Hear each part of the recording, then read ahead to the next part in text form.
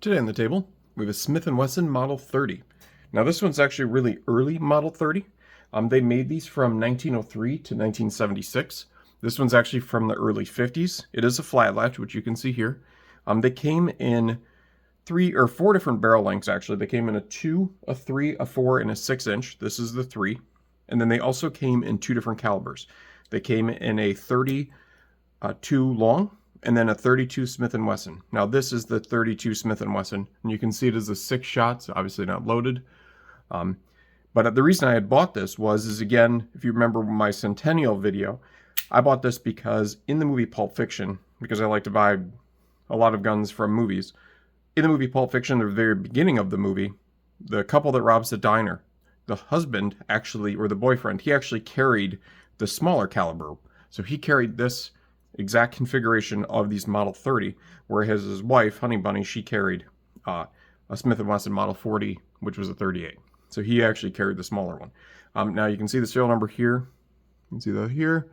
Anytime you see these flat latches like this, that's an indication that they're very early. It's going to be like an early 1950s or so. But this one is all original. Conditions, not too shabby. I mean, obviously there's some loss of bluing, as you can see on it here. There's no rust.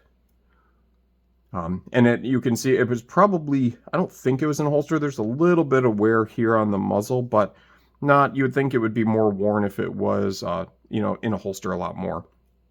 But it still has its original, what I call double diamond grips. Again, early Smith & Wessons have this big diamond inside these smaller diamonds.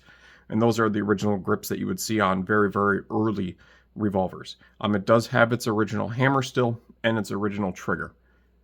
Now, some other fun things about these, though, is I think from like 1946 to 1957, they called it the Model 32 hand ejector, and then that was built on a 5-screw frame. These early Model 1930s are on their small I-frame. And then I think right around 1946 or this, so they replaced them to just a little bit different of a J-frame.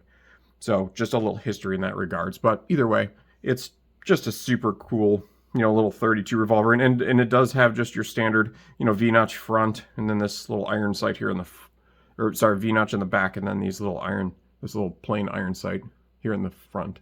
It's not the half moon or anything. It just has this like gradual increase or incline on the front of it there.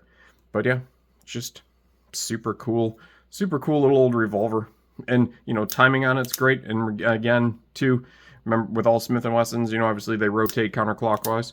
But the timing on this one's good. There's very little wiggle in the cylinder, which is nice for his age. Actually, the only wiggle is I just need to tighten the screw down here on the flat latch. And other than that, I might have to give it a few shots. And I have ammo for it because it takes 32 Smith & Wesson ammo. So anyways, here's the 32 or Smith & Wesson Model 30 in 32 Smith & Wesson. Let me know if you have one. Or tell me your favorite scene in Pulp Fiction. Maybe I can try to buy some of the other guns in that movie if I don't already have them. And I can post those as well. And thanks again, and I will see you, not tomorrow because I'll see you tomorrow because it's Wednesday.